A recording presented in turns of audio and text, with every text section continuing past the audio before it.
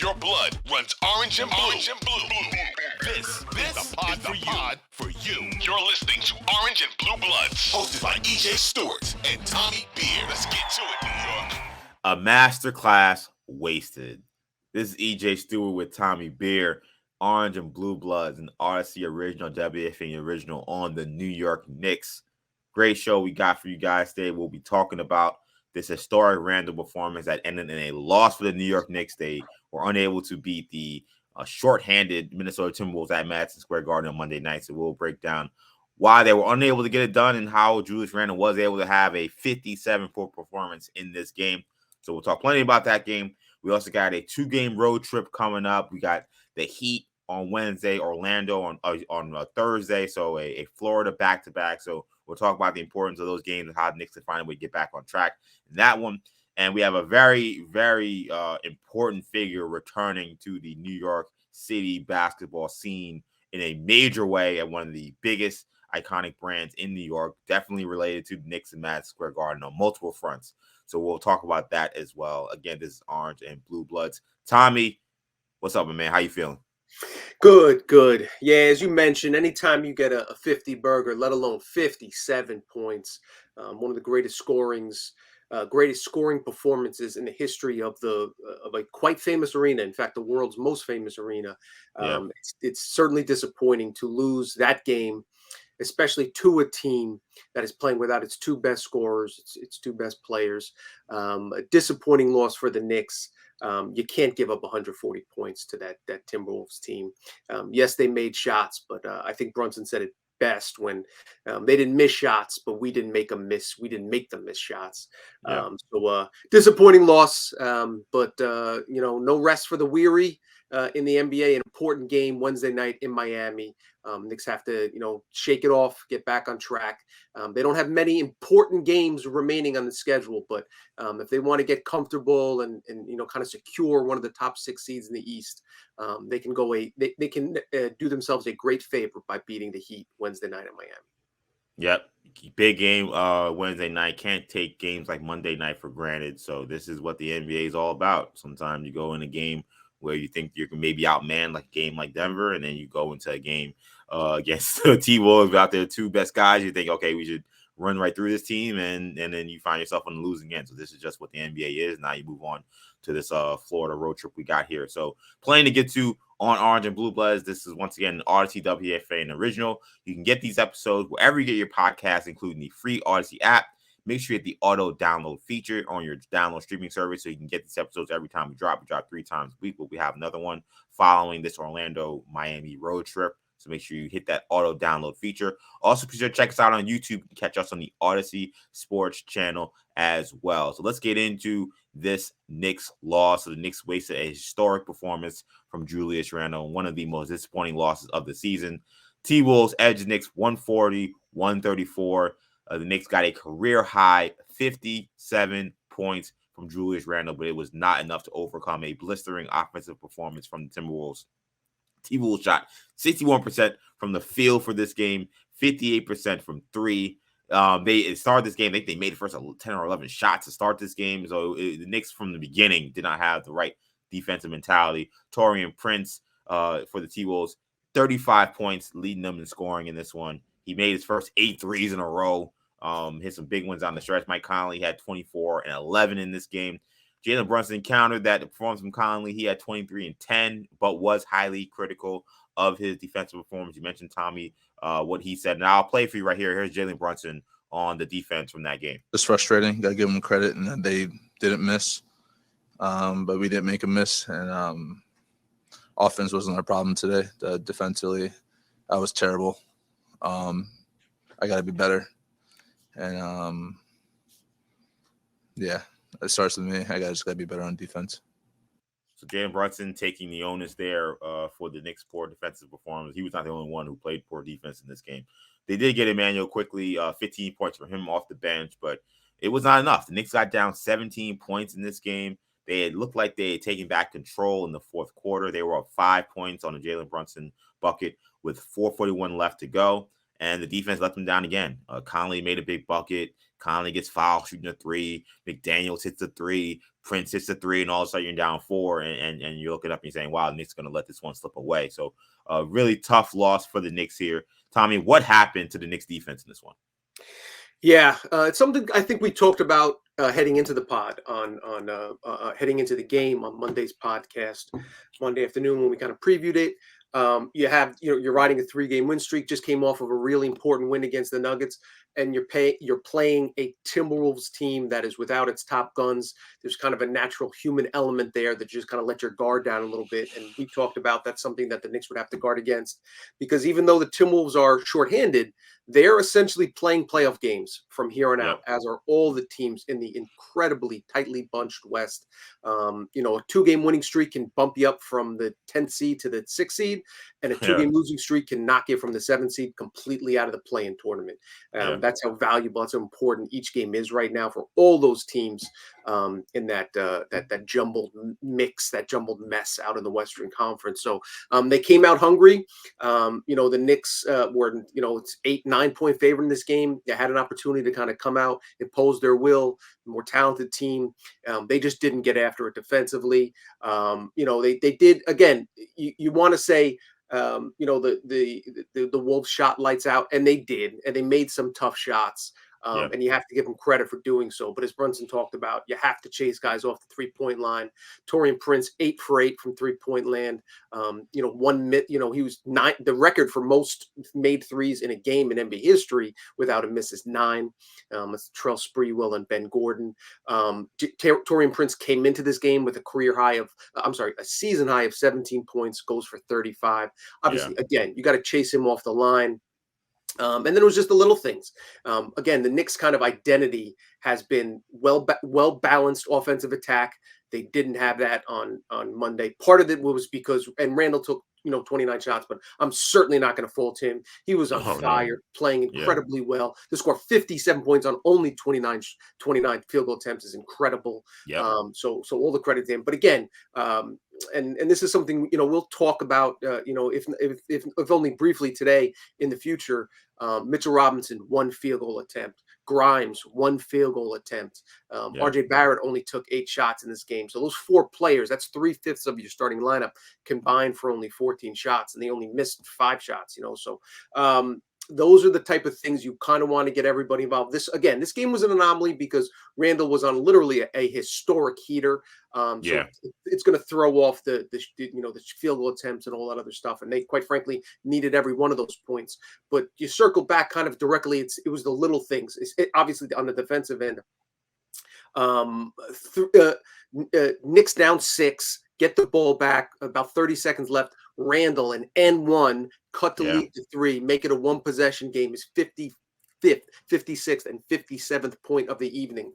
One stop, you get the ball back, you still have an opportunity. They force a stop. Jalen McDaniels pushes off on Brunson, no call, misses the jumper. Knicks get the rebound. They have a chance to tie it up. Kyle Anderson, who's kind of the Josh Hart of that Timberwolves team, little do everything guy, out hustles Randle for the rebound, leads to leads to the Prince lay-in, which basically a sealer, game winner for the Wolves, puts them up 5. But I will say credit to Brunson. We just played his audio, and also credit to Julius Randle after the game, when he admitted that that it was inexcusable to allow Anderson to get that offensive rebound. I got the quote here: "Jalen got a defensive stop. We're down 3. It's my job to come up with that rebound. 14 seconds left." Randle told reporters after the game. If we do that, we have a chance to win the game. Or not win the game, but at least tie the game. So I didn't get the job done. I think it's a good sign that after a gut punch loss like that, the 2 leaders of the team, the 2 best players of the team, Randle and Brunson, step up, raise their hand, take accountability. To me, that's a sign of a team that's on the same page. When your key cogs are accountable, that kind of stuff trickles down. Whereas if they're pointing fingers, that kind of stuff trickles down as well. So I thought that was an encouraging sign after the loss. Yeah, I agree, because especially from Randle, because I didn't really like his attitude after that play, because like he's going after the referees, and I'm like, you didn't grab a rebound, and that's why you're in this situation. And he has a tendency to kind of sometimes lose focus and kind of blame the wrong things in the moment. You know, and I thought like him kind of now, you know, he went on a whole rant with the refs after the game. It took him a long time to get off the court. Like I'm like, this game comes down to that one rebound, and you have a chance maybe to send this to overtime. So it was great, I think, to see him maybe calm down and realize, all right, at the end of the day, I didn't grab a rebound. And I think sometimes I think with Randle, I think he internalized a lot of that frustration and takes it out on the refs, even when he knows it's his fault. Like, I think even then he knew, and you saw him slam the ball against the station because he knew that he needed to get that rebound. Usually it then takes his mind other places, and then usually he then goes after the refs. But to hear him take that accountability was great. Brunson to take that accountability was great. You do mention the lack of shot attempts for these other guys, and you're right. Like Randle was just on fire, and I have no problem with any of the shots really he took in this game. But there is a tendency sometimes especially when Brunson and Randle are playing together. And, you know, we've had now some moments where each guy, not Randle, but Brunson's been out for some time during the season. When that happens, there are these games where it seems like some of these other guys aren't able to really get involved as much. You know, we've seen obviously the games of Mitchell Robinson, but we've seen RJ Barrett at times kind of struggle in like kind of figuring out what that spot is for him in his third option on this team. It's a delicate game because those guys are so offensively gifted. It's like, how do you say to take less shots away from those guys? But I do think those guys need to be cognizant of keeping those other players involved. And I also want to say for this game, in terms of the defense, this is why this is a first quarter league. I know you'll say, well, the Knicks were able to take the lead in the fourth quarter. Yeah, but the T-Wolves got off to that hot start, and they stayed hot because the Knicks just didn't guard them in the first quarter. Like when you come into a game and there are too many great shooters in this league now, and you can't, like Jordan Brunson said, just like beg them to miss or just hope that they miss. You need to actually get stops. So when these guys get in such a great rhythm, like Prince was able to do, like Conley was able to do, like they say, you know, playing in college, like these kids are on scholarship too. Like these are the NBA players as well. So you let these players get in that kind of rhythm. Now when the game is tight, or you're trying to make a comeback, and now you're trying to force these guys to miss. Well, now these guys are in a great rhythm because you've been letting them just get off for the first quarter and a half. It's a lot harder than turn the water off. Some teams can do it. Sometimes you'll get fortunate and you'll be able to get those stops, but this was a night where the Knicks weren't able to, and that's why, in many ways, I feel like they lost this game in the first quarter. They did have a chance to win in the fourth, but them not being able to do anything in that first half and in that first quarter allowed Minnesota to just get in a great rhythm, and they played with a lot of confidence for the entire game. Yeah, you know, when you give a team confidence like that, it's tough to take it away from them. You know, when Prince sees his first 2 or 3 go in, he's not going to hit 8 for 8 every night, but obviously that's going to boost his confidence. Same thing with Connolly. They let him get into the lane. Brunson took accountability for that. Yeah, I mean, just in terms of the kind of the offensive involvement, Grimes is the guy that I think is most kind of concerning of late. He's played less than 21 minutes each of his last 3 games.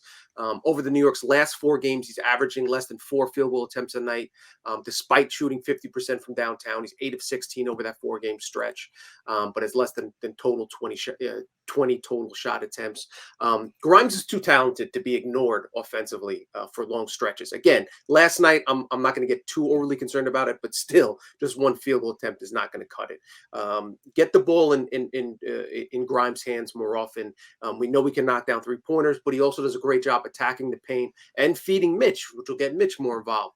Yeah. You know, I thought that Mitch might get, you know, the team might look to involve Mitch Robinson a little bit more after his belly aching early this week, just to say, hey, we appreciate you, big guy. He had just 1 field goal attempt last night.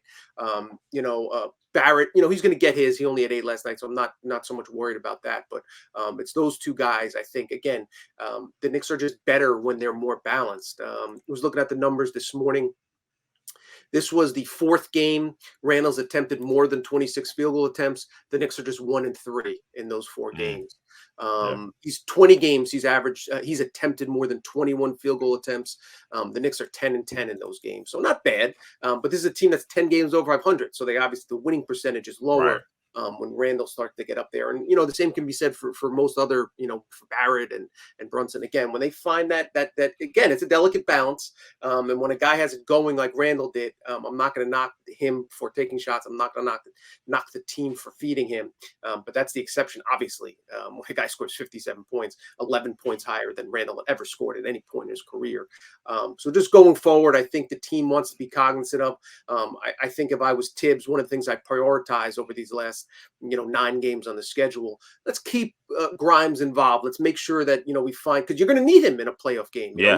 He should be playing more than 20 minutes. He's probably going to play 30 minutes because of everything he brings to the table defensively.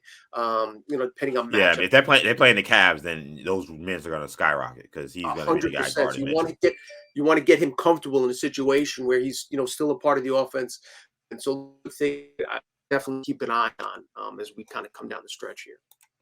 And Julius Randle, as you mentioned, that dominant performance he had, 57 points. That performance now puts him up there among some of the highest point totals at Madison Square Garden ever. You're talking about Michael Jordan. You're talking about LeBron. You're talking about Carmelo Anthony. You're talking about, of course, the great Bernard King, Stephen Curry. So he was asked about what it meant, especially for those Knicks players that put up those big numbers, what it meant to kind of be in the same list as them now with that performance, and if he can try to have more of these performances for his career. Here was Julius Randle on that. God willing, hopefully, those are legends in this game and pioneers who specifically for this organization, laid the groundwork and, led the way for players like myself to come behind them and be able to play the game I love and, be able to go out and put on, that Knicks jersey with pride. So, hopefully, but, I just want to win. Love the last part there. Like, all that stuff is great. I understand what it means. I just want to win, though. And I think that, as you mentioned, really, as bad as this loss was, and I would argue maybe it's the worst loss of the season, given the way the Timberwolves were coming into this game, not playing well, guys injured, and then Randle scoring 57, you lose. I think they're the only team in this season in the NBA that had a guy score 50 and lose this season. So terrible loss. But I really did love what I heard from Brunson and Randle in this post game. And it just tells me, hearing him talk about wearing the New York Knicks jersey with pride, it just tells you once again, how what can change in just a year. Like last season, he's dumbing down the fans and everybody wanted him out of here. And here he's talking about how important it is to put on that Knicks jersey with pride and to and honor those legends who played before him. So loved what I heard from Randle there. Hopefully he will have more games like that in the future, and hopefully it'll be Knick wins. Yeah, definitely. I know older players appreciate it when the younger guys, show deference and appreciation and humbleness and talk about the groundwork that's laid, because it's an important, essential part of the history. And the reason why these guys make so much money is partly because of as Randle mentioned, the groundwork of guys that came before him. So I think it's just him taking accountability for the major mistake on a night he scored 57 points. He wasn't crowing about scoring 57 points. He was talking about the one, a defensive mistake and not boxing out and grabbing the rebound away from Anderson. Again, it shows we've seen the maturity on the court. It waxes and wanes. He does get too involved with the referees on a nightly basis. He does, let his emotions boil to the surface too frequently. But again, that's kind of the flip side of the coin. One of the reasons why he's able to score 57 points is because he's, and again, credit to him for working maniacally in the off seasons to build his body up to the point where in the 72nd game of the season, he hasn't sat a game out. He leads the league in minutes and is still able to. I've seen more explosive dunks. We saw that dunk in the second quarter. I think I've seen more explosive dunks from Randle this season than in his career. Just playing it with just this explosion and pop that he still has in his legs this far into the season, knowing the wear and tear and the grind that he's been through over the past 4 months, deserves a ton of credit for coming into the season, phenomenal shape, maintaining that really has been remarkable. So we get, he definitely deserves his flowers on that end. And so not only on the court production, but just, the way he handled those final few seconds wasn't good. He got a technical, inexcusable, but then, take a deep breath, go back in the locker room, didn't blame his teammates, came out, said the right thing. So it's a growth, maturity process. Again, we've talked about it before. These guys are still relatively young men, finding themselves, maturing, and credit to Randle for doing so over the last year. And credit to Randle as well for this performance, because I actually felt in the last maybe 2 weeks or so, like I feel like since that Laker game, Nick's been winning, so it hasn't been an issue. But he hasn't necessarily played that great. Like he hasn't really had a big game. He's had 20 and 10, 23 here. But like he had before that been on just an absolute scorcher for a little while, and it seemed like his numbers started to kind of plateau a little bit. And then Brunson came back the last game, and then his numbers dipped even more. So I kind of was wondering if Randle maybe was hitting a wall, like quietly while the Knicks were still winning. And then he goes out there and scores 57. In a game they needed all 57, it still wasn't enough. So that just shows you, again, the commitment he made this season to get himself in the right shape and the mental focus he has to still be able to put a performance like that in this late in the season. So Knicks lose this one, tough loss, but they now head over to Florida to see if they can get themselves right. So as MSG prepares to host the East Regionals for the men's NCAA tournament, Knicks are in Florida for a 2-game road trip. They'll start things off with a big game against the Miami Heat on Wednesday night. The Heat rallied in the fourth quarter to beat Detroit on Sunday. The Knicks won the last 2 meetings between the Miami Heat, which were very important. Randle hit a dramatic game winner in Miami to beat the Heat on March 3rd, 122-120. Miami is 3 games behind the Knicks in the standings. They are currently in that dreaded 7th spot. That is the first spot in the play-in tournament. Knicks will then travel to Orlando to face the Orlando Magic on Thursday night. The Knicks also won their first 2 meetings with the Magic this season. Knicks won a tough road game on February 2nd, 102-98. So starting with this Heat game, Tommy, how did the Knicks bounce back against a Miami Heat team that will be desperate to try to get this one? Yeah, first and foremost, let's note the importance. Again, Knicks haven't clinched anything yet this season. Yes, they're in a comfortable position. They're 2 games ahead of the Nets, who are the 6 seed, Knicks as the 5 seed. Nets are playing the Cavs Tuesday and Thursday. Difficult matchup, obviously. Cavs will be favored both of those games. Cavs can do the Knicks a favor. It's kind of like, as I mentioned previously, it was kind of a win-win. But I think at this stage of the game, I don't be interested. Let me ask you, who are you rooting for in that game, Cleveland and Brooklyn? I think at this point, you gotta try to stay in 5. So I think you gotta just say, because the thing about Cleveland is, one, you have a game with Cleveland, so you can kind of you can win a game and gain 1, but you can't drop to 6. Not that like I said, I'm not as afraid of Boston or Philly as maybe most Knicks fans are, but I'm not wishing to see those teams. I'd prefer to play Cleveland out of all those 4 top teams. Agreed. So you got to get that 5 spot at least. So you got to see Cleveland try to win these games. The only thing I'd say for the 6th seed, and I thought about this kind of randomly the other day, if you want to get crazy and you want to get funky and you want to think, all right, if they win that first round, then maybe they can in the second round, avoid the Bucks, because I think the Bucks, I think we'd all agree, have kind of established themselves as the team. So if you if you stay in that 4-5 slot and you beat the Cavs in the first round, incredible accomplishment.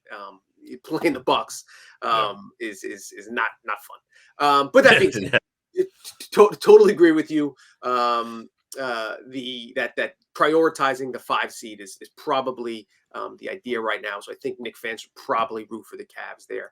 But again, from the Knicks perspective, again, nothing's clinched, not even the 6 seed. So they are they enter tonight 3 games ahead of the Heat, and they won the first 2 games against Miami. So if they win tonight, they clinch the tiebreaker. They'll be up 4 games on Miami with 8 games left in the schedule. I don't want to say that's an insurmountable lead. Anything can happen, but that's a very comfortable cushion to work with. It also, I think, importantly, it would enable the coaching staff to kind of limit Brunson's minutes coming down the stretch. Maybe limit Randle, give him a few extra minutes of rest tonight. Give Obi and Toppin a couple more minutes. Maybe get McBride, get him some rest in favor of Brunson. The final 5 or 6 games of the season. If you lose this, Then it's only 2 games. Then the lead over Miami is down to 2 games. Then the Knicks play the Heat again next Wednesday. Yep. Then you start, anything can happen. Then you start worrying. Then there's a reason for Knicks fans to be a little nervous. So the Knicks haven't played an really, really important game. It seems like they've kind of been playing with house money for a while. Games against the Nuggets, etc. This is an important contest, coming off that loss against Minnesota, going down to Miami. The Heat have been struggling, but we know what Jimmy Butler can do in an important game. As you mentioned, same way the Timberwolves were in desperation mode, same thing for the Heat. They know that the Nets are playing the Cavs at the same time, and not only catching the Knicks is the goal, obviously, but they're only a game ahead of game behind Brooklyn. So if they can win this game and the Nets lose, then they're tied for that 6th seed. So a lot on the line, a lot at stake. Will be very interesting to see how both teams approach this contest. Yeah, and you mentioned the desperation level for the Heat and how the T-Wolves had that same desperation. After the game, I watched Torian Prince in the post game for Bally Sports, their T-Wolves channel. I guess it was South North or whatever it is. But he said essentially that this is a desperate game. We lost 2 in a row. We're in a crazy playoff race. And our goal was to just go out there and play as hard as possible and do things that the other team is not willing to do. And we found out this morning, I'm sure the team knew, but the collective, we found out this morning that I think it was Shams that reported that Karl Anthony Towns and Anthony Edwards are, I don't know, probable. I'm not sure the wording you used, but it sounds like they both have a chance to return Wednesday. So I'm sure the Wolves are thinking, listen, let's just go all out Monday, get this win, and then we get the reinforcements coming Wednesday night. Yeah. Like these teams that are fighting for their lives, that they know that at this point in the season, there are some teams that are just not going to be able to go to the lengths that they're willing to go to get a win. And the T-Wolves and Torian Prince essentially saying that he felt like the Knicks, that they just outworked them and they were just going to play a lot harder than them. And that's what they did. It was very clear in this game. So this is the mindset that these teams have that are in the play-in tournament. So any team that you're playing in the play-in tournament right now that's in that situation, like you need to be playing 100% focused and are really on your game, because these teams are playing with a serious sense of desperation, especially these teams that are like veteran teams that aren't tanking. Some of these teams, like the Oklahoma City Thunder, like I know they want to make the play-in, but like if they don't miss it and they get in the lottery, I don't think they'll be panicked. I don't think the Jazz will be panicked.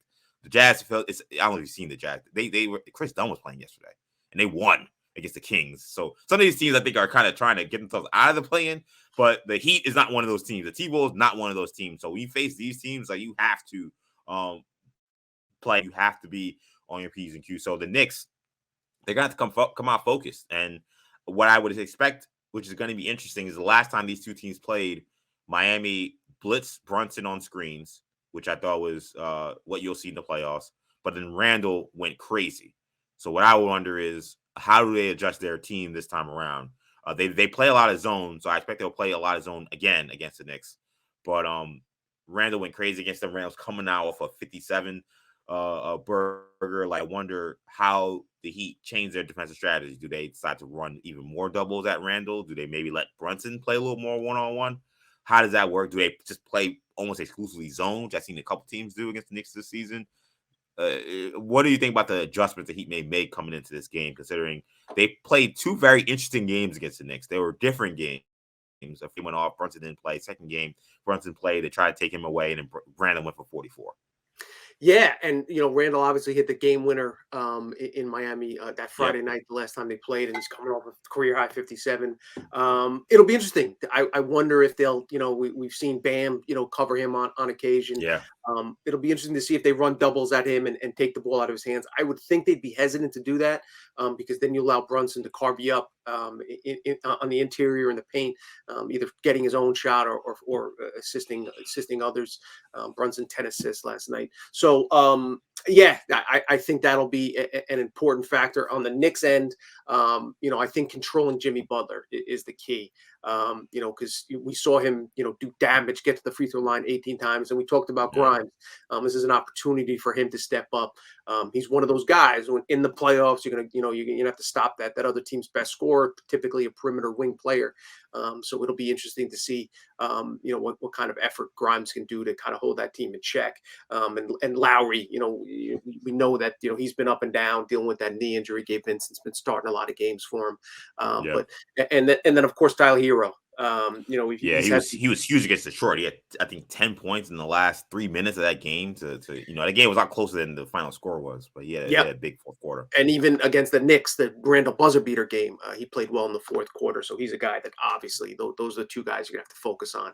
And then you got the all around immense talent of Bam Adebayo, who in the first game the Knicks played against Miami had one of his better games this season. So this is a talented team, well coached team. They'll be prepared and desperate. So Knicks gonna have to come out fighting. Yeah, the Heat haven't gotten the results they would expect given how great Jimmy Butler has played in the month of March. But these are his numbers in the month of March. He's averaging 26 points, shooting 58% from the field, 40% from three. He's also averaging 5 assists and almost 7 rebounds. He is playing at the high end of Jimmy Butler's potential. Like, this is final Jimmy Butler that the Heat have had essentially for the last a month or so, and he's only playing 33 minutes a night. And these minutes have been increasing steadily over the course of this stretch. So you come into this game, Bam Adebayo has been the guy that's really killed the Knicks in these games against the Heat this year. Jimmy Butler, I think, is a guy who may wake up and have a big one here. So they're playing at home. They desperately need that game against the Pistons, and they got it. This is going to be a good one. I think that just like that, we knew that Friday night game was going to be a good game. I think that this game coming up on Wednesday, I think it's going to be a similar final possession kind of game between these two teams. And it'll be interesting to see. You mentioned Bam. What center for the Knicks is on the floor in that final 5 minutes? Because he's gone with Hardenstein lately, and Mitch just doesn't seem. The comments. He's played decently, but he seems a little bit out of a groove. Obviously, the 3 bad games prior to the social media post hasn't played well. He hasn't played great in the 2 games since. Hardenstein has, continued to uphold his end of the bargain, but they're not, and he's done a good job defensively, but they're not the same team defensively when you have Hardenstein as opposed to Mitch Robin there. So I'll be interested to see if Robinson's on the floor at the end of the fourth quarter, if this is a close game.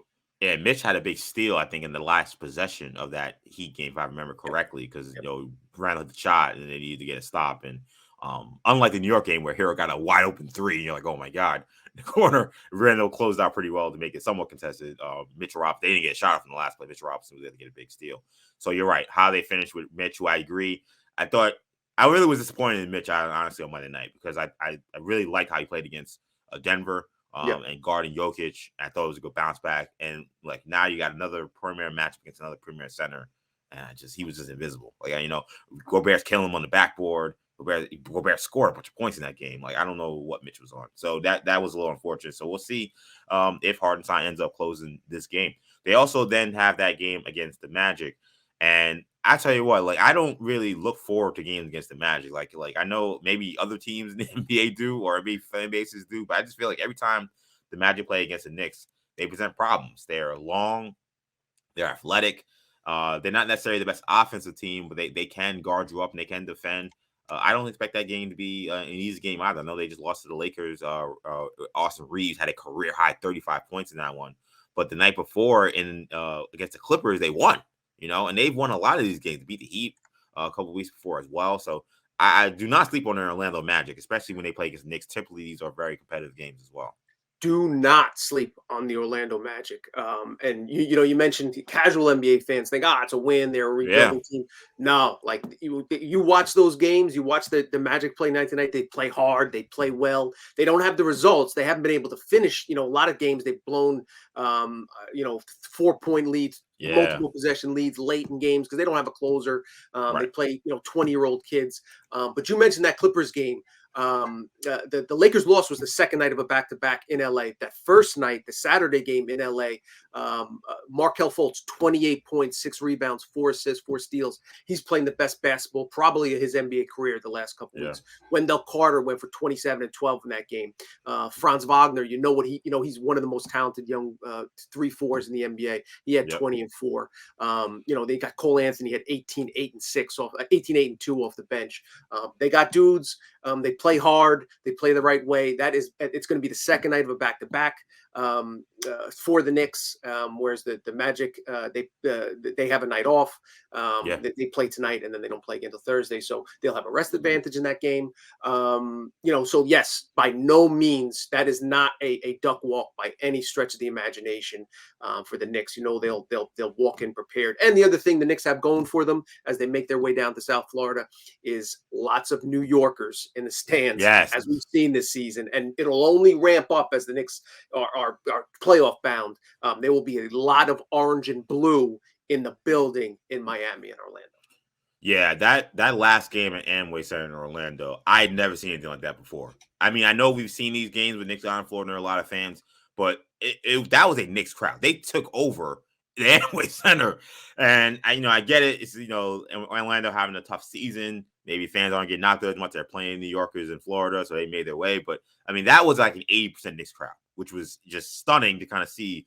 As you see a game down the stretch, you hear defense chants in the Amway Center.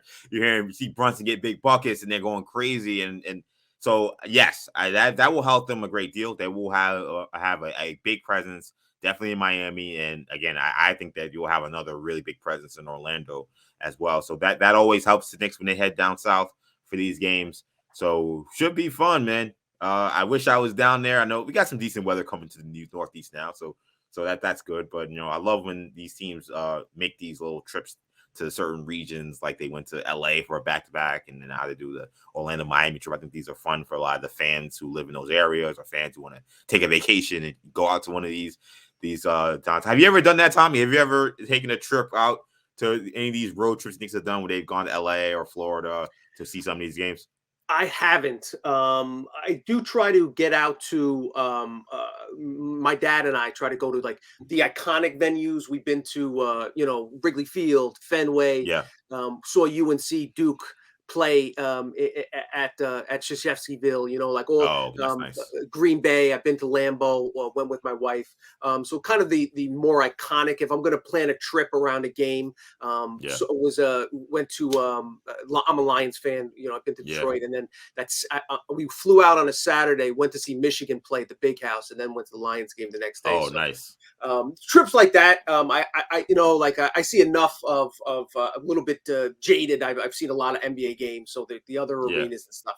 If I'm going to plan a trip around a sporting event, I'll try to do one of those type of deals. Gotcha. Yeah, I did a couple years ago. I think this was actually right before the pandemic. I did the LA trip. So Knicks had a back-to-back Clippers, Lakers. That was a lot of fun. What's funny is the LA trip is nothing like the Florida trip where it's all Knicks fans. So the Clipper game is interesting because like you have a fan base that is very apathetic. So like it was a lot of Knicks fans, but also even though like there were also just a lot of people that just weren't like really any fan, they just came out because like Clippers were playing and Knicks playing. So it was a very comfortable crowd. It was very fun. So I'm like, oh cool, I'll go to this Laker game. It'll be exactly the same. It was not the same. It was Laker fans all over the place. I'm like, yo, where'd the Knicks fans go? We got completely overshadowed. There were not many of us there. Very uncomfortable sitting there with my girlfriend, all these Laker fans. The guy is telling me how much they couldn't stand Julius Randle when he was a Laker. And I'm like, yeah, I'm not liking him either. This is Julius Randle's first year. And we lose the game, and I got these Laker fans there. Yeah, cuz throwing me the L sign, throwing up all crazy signs. I'm like, oh, okay, let's get out of here. This is a little weird. So it's those trips are fun. I like to take them.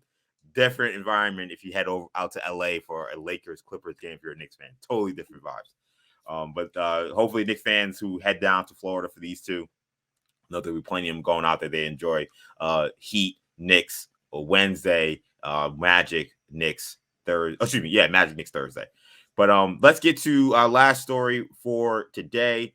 And a former Knicks coach is hoping to restore one of the city's most iconic basketball brands to glory. Rick Pitino was introduced Tuesday as the new head coach for St. John's men's basketball team. Pitino spent the past 3 seasons at Iona, where he went 64-22. He made 2 NCAA tournament appearances with the Gales. He left Louisville after the 2017 season, somewhat in shame amid a slew of scandals. The final one being a pay-to-play scheme that involved the FBI investigation.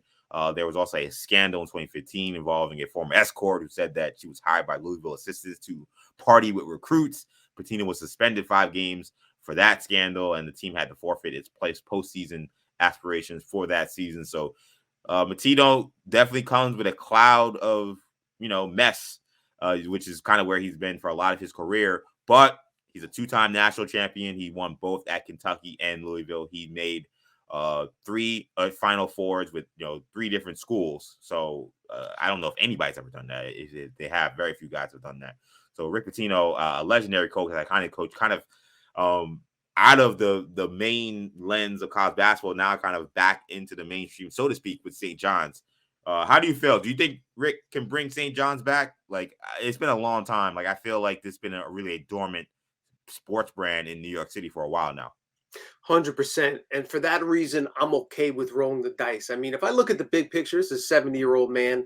What's the future? What's the long-term picture? Obviously, you'd like to hire, the young aspiring assistant or the D2 coach that comes in, turns the program around and is there for 30 years and, has an arena named after him, after like Carnesecca, like that type of thing is the ideal. Knicks have tried that. It hasn't worked, the Norm Roberts and the other guys that they've kind of brought in and, that they thought could recruit. It didn't get the job done for whatever the case is. So for that reason, I think it's worth it's kind of similar to the Aaron Rodgers situation in New York. Like there's kind of a small window, but they've tried other things. They've tried drafting the quarterback multiple times. It hasn't panned out. So let's go with a guy that brings some baggage with them, brings some luggage with them, but he also brings games won. He also brings legitimacy and a reputation for winning basketball games. Iona 2 out of 3 years, bringing them to the tournament. And the Knicks, the combination of him in New York with the NIL opportunities, that money has been a situation at St. John's, funding the program and recruits, etc. That will not be a situation going forward. He will have and access to plenty of boosters that are going to come out of the woodwork and hopefully bring a little spark, a little energy. Because when the Johnnies are good, the city gets behind them. This is a city that that loves basketball. So let's hope he does. I'm interested in your take, though. What do you think? Do you think it's worth a roll of the dice? It's crazy because I sit here as a Jets fan and St. John's fan who lambasted Aaron Rodgers for years with the Packers, but said as soon as he came available, the Jets need to get him. I'm a St. John's fan who lambasted Pitino I pretty much thought he wrecked the Louisville program with his lack of institutional control, as the NCAA would say. And I'm saying that you have to get Rick Pitino. This is kind of where it has to be because St. John's has tried everything. They got the longtime assistant who's a New Yorker, Norm Roberts. That didn't work. They got the TV personality and guy who people could relate to in Steve Lavin. That didn't work. They got the former St. John's great. Yes, and Fran Francilla back in the day. They got the former St. John's great and NBA great, who's never coached before, but has an affinity to the city. He's from here. Chris Mullen did not work. And now they said, let's just do random. Let's just get somebody from out of nowhere, but who has won a lot, and let's see if they can do it. I know they've never won anything big, but they're a consistent winner. That didn't work with Mike Anderson. So they've now tried pretty much everything, and nothing has worked. So you have to go for the proven commodity. You have to go for the legend, the icon that is Rick Pitino. And look, I pretty much expect that in 6-7 years, there's going to be some gnarly scandal that's going to make the school look terrible and put this team back into purgatory. But at this point, what do you have to lose? That's where they are now. And that's what's been disappointing since they're to kind of rebrand the Big East, where all these, all the Catholic schools essentially came together and they brought in some new schools, Creighton, Xavier, and such.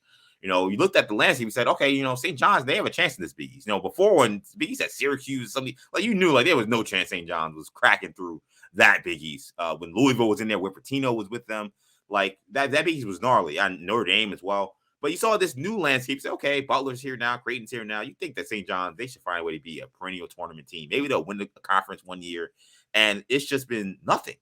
They've had a couple of tournament appearances, but that's been it. They haven't had any success in this new Big East. And it's been shocking because there have been plenty of years. I've been to some of these media days and seen the preseason rankings. Some of these years, St. John's had picked to finish first or second or third in the Big East, and they never came close to that. So I think it's an exciting day for St. John's fans. I think that one thing I will say is it seems like this new president, at the school, like he's invested in winning.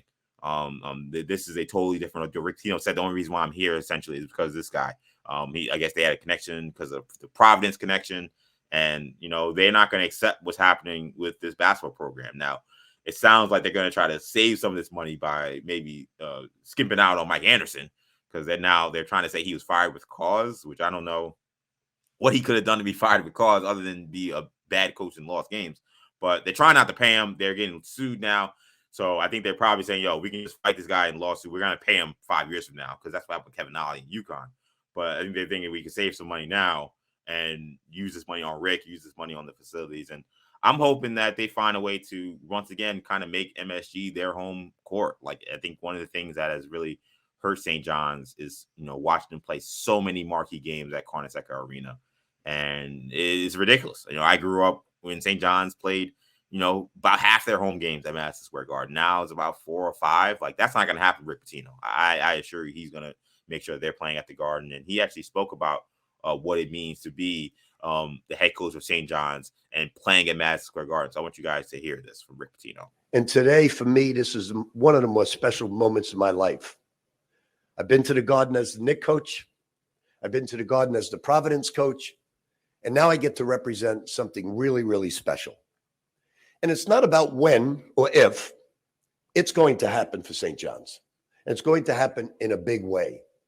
But the first thing you have to do is you have to build a culture, not only a culture of great basketball, exciting basketball, but a culture of academic excellence, a culture of treating everybody with great respect, a work ethic second to none, giving every ounce of perspiration you have in you for the name on the front, St. John's. I tell you what, like, the one thing I will say about Rick, and I've always said this about him, is he's one of my favorite coaches. I say all the stuff about him being, slimy and potentially, getting this team in problem. Like, he's a phenomenal coach. The way he prepares his team, the way he adjusts in games, I've loved watching Louisville. I was a little too young when he was at Kentucky. I've always loved watching Louisville play because, he's one of the best coaches. But you hear that and you say, yeah, I know why this guy is successful. Like, I know why this guy wins games, because that makes you want to run through a wall right there. You say, let's go, let's get it. It's very rare that you get a guy that excels in the X's and O's and the motivation talking stuff. Exactly. And he checks both boxes. And that's a rare commodity. And that's one of the reasons why he's been successful every single place he's gone, is his teams have won. And I think the other, as far as the scandal stuff, I listen, the prostitutes and all that other stuff, that's inexcusable. But as far as the pay for play, I always thought the NCAA was a joke to begin with, So I don't want to bash them too much, because it's a greedy corporation, and the rules that they had in place basically enforced an unfair caste system. So I don't want to make too big of a deal about that. Right. But I will say, if you're going to get Pitino, now is a good time to get him, because the NCAA is in so much flux. The transfer portal changes the game to such an extent. The NIL stuff changes the game to such an extent. I mean, you watch these NCAA games, it's almost like every other player on the court, they'll go to the free throw line and the announcer will say, started his career in Louisville, transferred to Kentucky, and now is back at, University of Charleston for a senior year. Yeah. 2 or 3 colleges. Every one of these guys, it seems, I'm amazed, and 10, 15 years ago, a guy would get, maybe he would only stay for a year, but rarely would you see a good player start somewhere else and then finish, and let alone with a stop in between, because you had to sit out that transfer year. That no longer being an issue, and that transfer portal changes everything. And this Johnnies are going to have good roster spots. They're going to have roster spots available. And Pitino will get guys to come, whether those guys stay healthy. He's talking about academics. I don't think they're going to win any spelling bees. No academic All-Americans on this one. I wouldn't put my money on any academic all-stars, but he will get guys that can shoot the ball. He will get guys that defend. He will get guys that are long and lean and can get up and down the floor and play the style, the brand of basketball that he wants to play. And he'll demand that they play that way, because he comes with that gravitas, that reputation. guys will want to play for him and play hard for him. And especially it can be a self-fulfilling prophecy if and when the Johnnies start winning games, then that kind of only compounds on itself. NIL money starts rolling in. St. John's plays more games at the Garden. You talked about it. My family had season tickets for Johnnies late 90s, early 2000s. I was at the Garden when Bootsy Thornton scored, I think it was 42 to beat Duke. Oh, yeah. That was a big game. Those were big games. I mean, there was, it's hard for younger fans, 20-year-old kids to imagine. And forget the Mullen Berry days. Those predate me. Oh, exactly. That's like my dad's era. When it was Johnnies were arguably bigger in the city than the Knicks, and Big East basketball was bigger than the NBA for a lot of people. Just that little run that they had, near the turn of the century, was a reminder of how big and how much how much attention they can generate if the St. John's is playing well. Yeah, back-to-back National Players of the Year with Chris Mullin and Walter Berry. Final Four appearance in which 3 of the 4 teams were in the Big East. Almost got 4 out of 4 that year.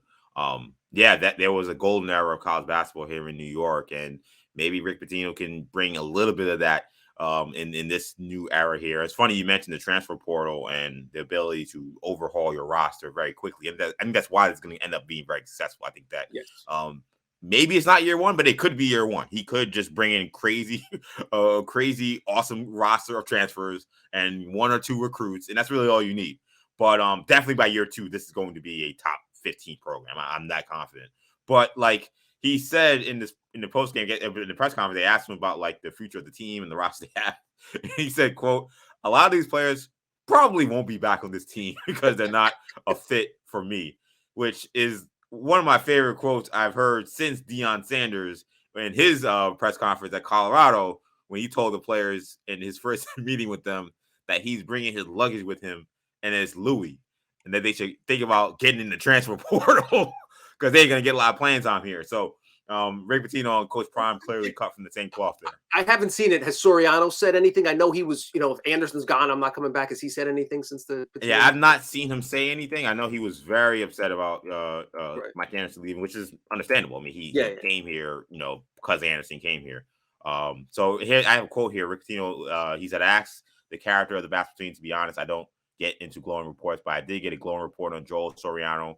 We're going to bring him to a level he didn't think he could reach." So Pitino wants him, which makes sense. That's if there's any guy on this team you want to keep, I think you want to keep a guy who's a walking double-double in Joel Soriano. But yeah, I know he was very upset about what happened to Mike Anderson. I'm sure this lawsuit is going to help their case. Yeah. Rick Pitino is, as you guys heard in that quote, I mean, he is a very persuasive person. He's a charismatic guy. He's a guy easy to like until you hear about some of the things he gets caught up into. But so I think there's a chance maybe he can do this. Actually, I see here that he named Soriano the captain of the team, which is a big move there right there. So maybe they've already squashed whatever issues Soriano may have had with the firing of Mike Anderson. But exciting day, St. John's, exciting day for New York basketball. Rick Pitino, I think, is one of the, even though I know his Knicks tenure was short, like just because him being a Long Islander, him coaching the Knicks, him just being a Big East coach at Providence and Louisville for a long time was in the Big East as well. I just think he's one of the important New York figures when it comes to basketball. So him being head coach of St. John's, I think, is awesome. That accent is a guy that should coach St. John's. You just hear. Yeah, exactly. So that's a good place to leave it here. So that's going to do it for this episode of Orange and Blue Bloods, a New York Knicks podcast, Audacy WFAN original. You can get these episodes wherever you get your podcasts, including the free Audacy app. Make sure you hit the auto download feature on your streaming service to get these episodes every time we drop. We'll be back following this Florida road trip to recap what happened between the Heat and Knicks and the Magic and Knicks. Make sure you also check us out on YouTube. You can find us at the Audacy Sports channel. Tommy, let people know where they can find you. At Tommy Beer on Twitter. You can find me, EJ_Stewart on Twitter, Action EJ on Instagram. That'll do it for now. Thank you guys so much for checking us out. For Tommy, I'm EJ. Take it easy, guys. Peace.